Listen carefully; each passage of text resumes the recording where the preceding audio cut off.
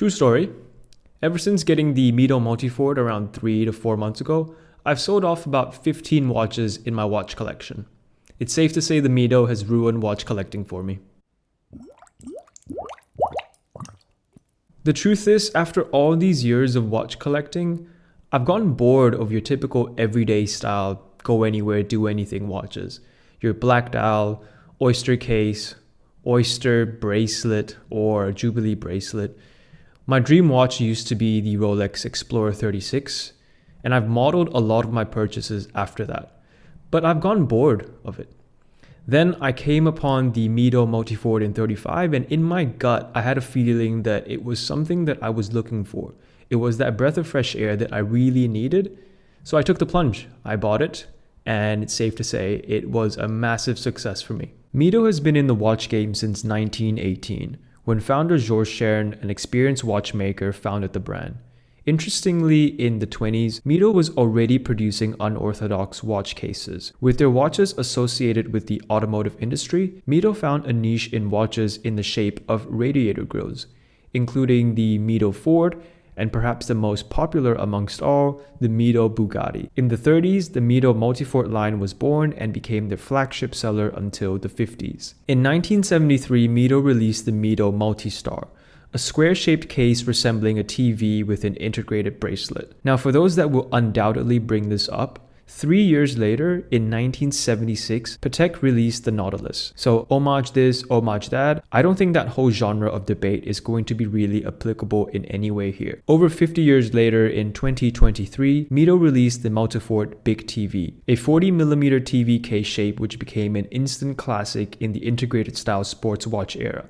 Because of the huge success, Mido then released a 35mm version in 2024. The Mido Multifort is not your typical everyday watch, and that's a big reason why I'm so addicted to it. It's a breath of fresh air, but at the same time, still maintains a level of wearability in everyday situations. It's a watch that is anything but boring, and brings a level of uniqueness that can only be found in another watch that is at least almost 50 times the price. Mido has managed to modernize their Multistar from the 70s and created what I seriously believe is one of the most attractive value propositions within the affordable luxury space. Now, because it isn't your typical black dial, oyster case, and bracelet, it might not be everyone's cup of tea.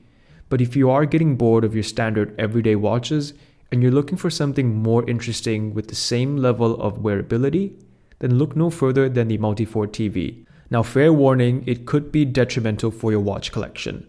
Because again, ever since getting the Multifort, I've sold off a lot of my so-called traditional Gata style everyday watches. They just don't do anything for me anymore. So yeah, it somewhat ruined my collection, and be warned, it might ruin yours too. I couldn't help but immediately put the Multifort on wrist when I first got it. I know that sounds ridiculous, of course you'd put a watch on your wrist. But what I really meant by that was the Mido Multifort is a watch that really comes alive on your wrist. And this is something you keep hearing me say throughout the video.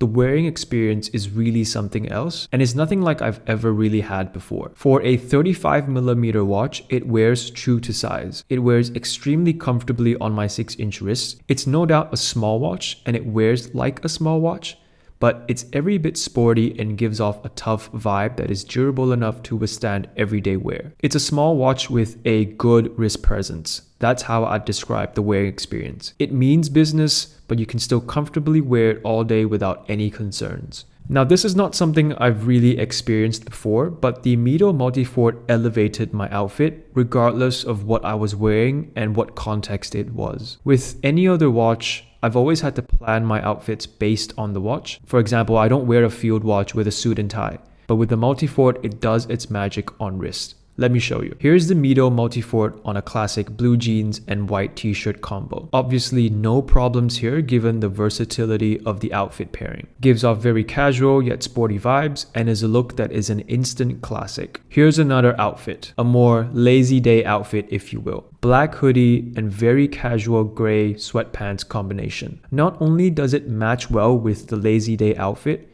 it elevates it. The Multifort almost becomes the statement piece that actually brings the whole outfit together. And of course, when you do eventually put it on a shirt and pants for a more corporate environment, it looks right at home as well. You could wear the Multifort all day every day, anywhere you go, even at home lounging on the couch. It truly is a go anywhere, do anything sports watch that is different from your typical standard everyday black dial watches. And that's exactly what I did for the first couple of weeks. I just wore it everywhere all the time. And I'm going to attempt to explain why the Mido Multifort was such a breath of fresh air for me at this stage of my watch collecting journey. And it really begins with the TV case shape. I would have never imagined myself to be a square watch person. And I believe I've had the Multifort long enough for the appeal to novelty to wear off to really give the square TV case my honest thoughts. By far one of the most impressive things Mido has done with the case is to round off all these square edges. I wasn't sure what I was expecting, but to make a square case feel this refined for less than $2,000 is pretty impressive. There's a delicate blend between a square and how a traditional watch is supposed to feel on wrist that Mido has done a really good job with here. The bezel is designed and finished in a way to make it appear like a rounded square. The surface facing you is brushed, while the chamfered edge is polished. You'll notice there's an interesting bump both at the 12 and the 6 o'clock. At first I found it to be a little random, but over time I've come to enjoy the additional depth it gives the square bezel. Again, I see it as Mido's attempt to integrate the squareness into a more traditional wearing and viewing experience. I'd refer to it as the least square is square shape, if that even makes any sense. And it's a design that really works well for me. What is truly random though is the empty lume pip slot at the 12 o'clock. Although I suppose it could be worse if Mido had actually inserted a lume pip. As for the mid case, it's essentially a cushion case,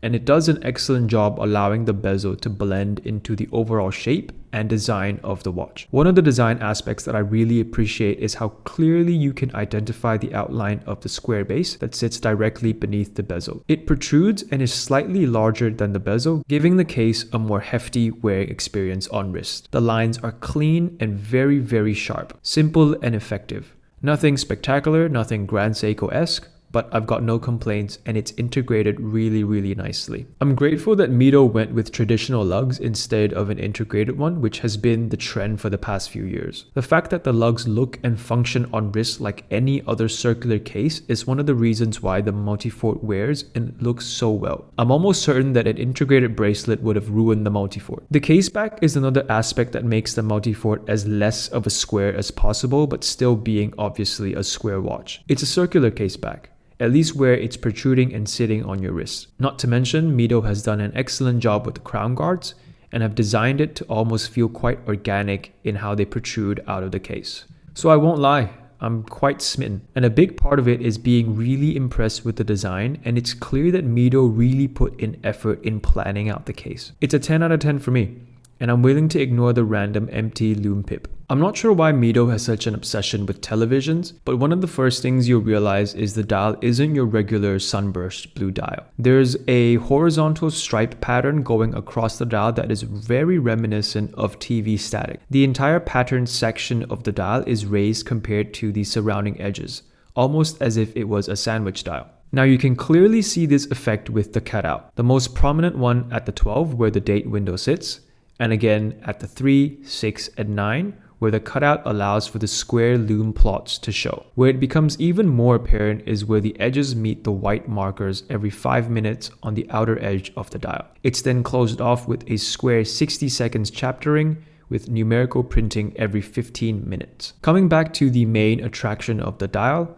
the raised section contains dive style-esque circular lume plots, which were surprisingly small in diameter according to my initial impressions when I saw it on photos. However, having owned it for the last few months, the tiny lume dots actually works really nicely to give it that subtle look and feel. If Mido had gone with larger lume plots, for example, something like the Rolex Submariner, the overall proportions would have absolutely not worked. As for the rest of the dial, the Mido logo at the 12 o'clock, automatic text right underneath, and Multifort at the 6 o'clock.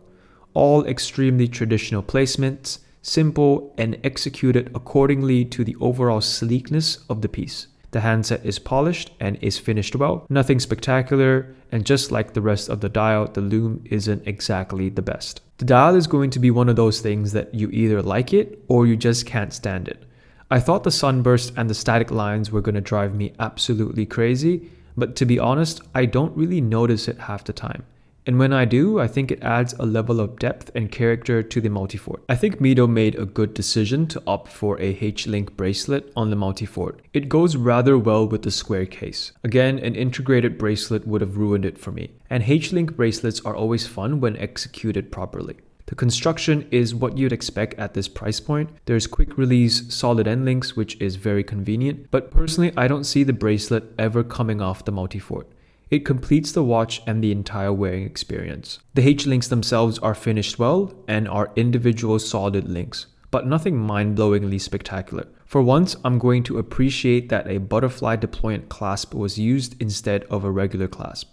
Personally, I think the butterfly clasp fits well with the overall intentions of the watch and adds to the whole sleek sports watch ambition that Mido has no doubt aimed for. But with any butterfly deployant clasp, there won't be any micro adjustments. But luckily enough for me, I managed to find a good fit with the use of the half links. So if you are wondering if you can take out the half link that connects to the clasp, yes you can. Safe to say, Mido has done a fantastic job pairing the H-Link bracelet with the square case, and again, I am a huge fan. The way they have integrated every single aspect of this watch, including the bracelet, is really impressive to me, and I've got to give props to Mido where it's due. I don't see the Multifort having much of a competition at the $1,500 price bracket. I mean, sure, the Tissot PRX is another popular Swatch Group watch that sports a non-traditional circular case, but I'll be very honest here, the Mido blows the PRX out of the water. The only real competition that I would consider to stack up against the Multifort is the Christopher Ward 12.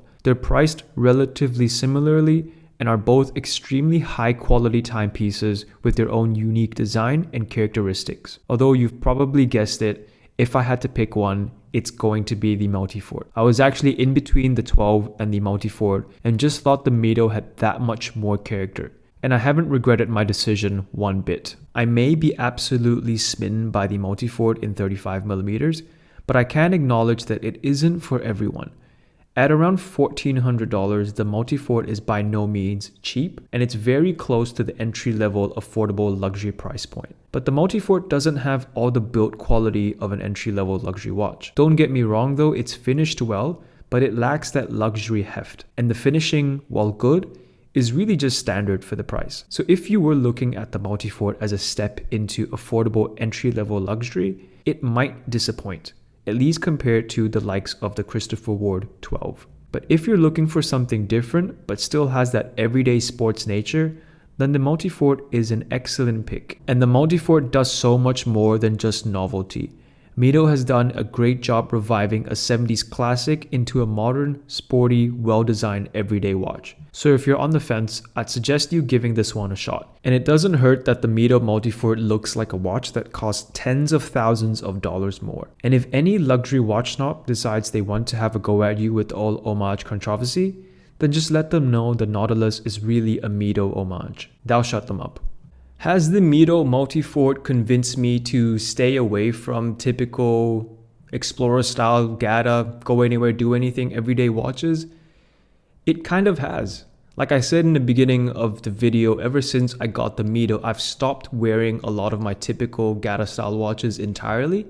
And as a matter of fact, I've sold a lot of them from my collection. I'm just not drawn to them anymore ever since having had the Mido. And to be frank, I was getting a little bored of them before I even got the Mido. That's why the Multifort was such a huge draw for me. And I can't believe I'm saying this, but having experienced the Mido Multifort and this style of a case and watch, sports watch, it's got me reconsidering my grail of the Rolex Explorer 36 and if it even is a grail anymore for me. Let's see how this journey continues on, but for now, the Mido Multifort is a real winner.